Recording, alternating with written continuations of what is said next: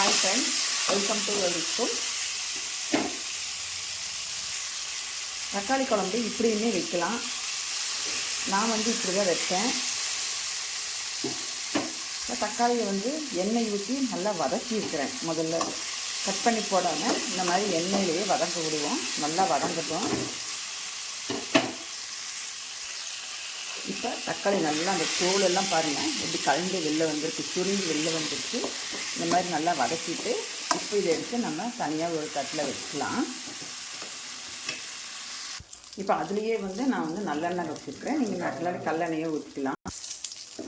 இதுலேயே வெங்காயம், சின்ன வெங்காயம் ஊற்றி வச்சுருக்கிறத போட்டுக்கலாம். இதையும் நல்லா வதக்கிக்கலாம். இதுலேயும்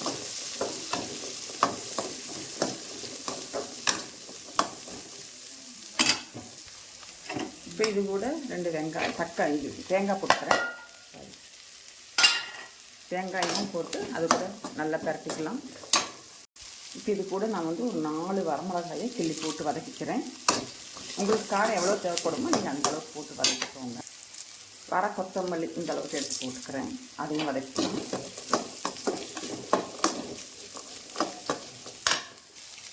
நான் காஞ்ச கருவேப்பிலை இருக்குது, அதனால் அதை போட்டேன். நீங்கள் பச்சை கருவேப்பிலை 2 போட்டுக்கோங்க. போட்டு வதக்கிடுங்க. கருவேப்பிலையில் டெய்லி சமையலில் சேர்த்திக்கணும். கண்ணுக்கு நல்லது, முடி வளர்கிறதுக்கு நல்லா, இரும்பு சத்து முடி வளர்கிறதுக்கும் நல்லது. இது கூடயும் பட்டை,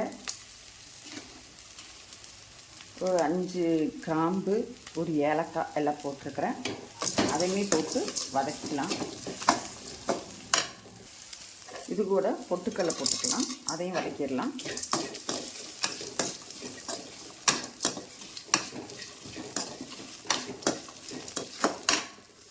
வதக்கி எடுத்து இப்போ எடுத்து ஆற வச்சிடலாம். வறுத்து வச்சுருந்த இந்த மசாலா ஐட்டத்தெல்லாம் இப்போ நான் மிக்ஸி ஜாரில் மாற்றிட்டேன். இப்போ நான் அரைக்க போகிறேன். தக்காளியும் நல்லா ஆறிடுச்சு. இப்போ இதையும் அரைச்சிக்கலாம். அதை 2 வச்சு சேர்த்து அரைச்சிடலாம். இப்போ மிக்ஸி ஜாரில் அரைச்சாச்சு. இப்போ இதில் மாற்றிக்கலாம். அடுத்தது தக்காளியை ஒவ்வொன்றையுமே இப்படி போட்டு நல்லா கசக்கி விட்டுக்கணும். இல்லைன்னா தெரிக்கும், அதுக்காக கசக்கி விட்டுக்கோங்க. இப்படி ஐயோ இப்போவே தெரிக்குது.